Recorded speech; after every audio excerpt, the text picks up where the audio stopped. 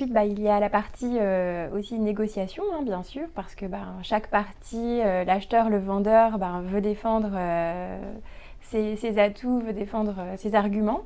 Et c'est vrai que là, on s'est dit que c'était un bel avantage, un réel plus d'avoir un intermédiaire au milieu qui transmet les messages. Qui fait le lien. Qui fait le lien. Et puis surtout, ce qu'on a remarqué, que c'était surtout quelqu'un qui restait neutre, objectif. Voilà, il n'y avait pas de parti pris. L'idée, c'est d'être surtout pour les repreneurs, d'être un accompagnateur, facilitateur, en disant effectivement, en effectuant des piqûres de rappel sur n'oubliez pas qu'il me manque ce type de document, en rappelant des dates, en rappelant des échéances, pour effectivement que les repreneurs, en dépit de leur projet de rachat, puissent rester concentrés sur leur activité, surtout qu'ils avaient déjà des salariés à cette époque. Et notre rôle principal, ça reste, quoi qu'on en dise, le conseil.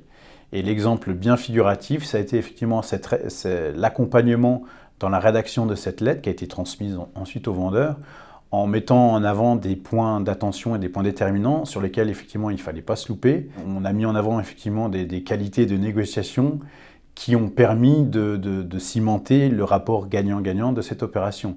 Et du coup, ça nous a permis d'aboutir à un accord, puisqu'on a fait une proposition avec certains points de vigilance qu'on a fait ressortir sur les conseils notamment de Nicolas Krebs.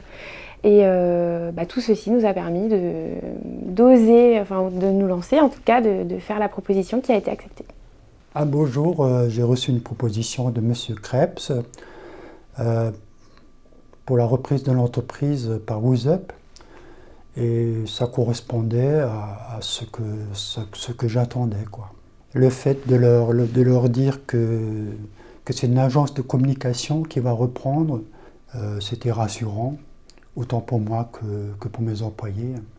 Donc une fois que la proposition de Roxane et Stéphanie ait été contresignée par le vendeur, il a fallu l'acter par la signature d'un protocole d'accord, fin mars, chez un avocat qualifié, puisqu'on a dans notre portefeuille de partenaires quantité d'experts effectivement qui nous accompagnent sur tout le process de cession.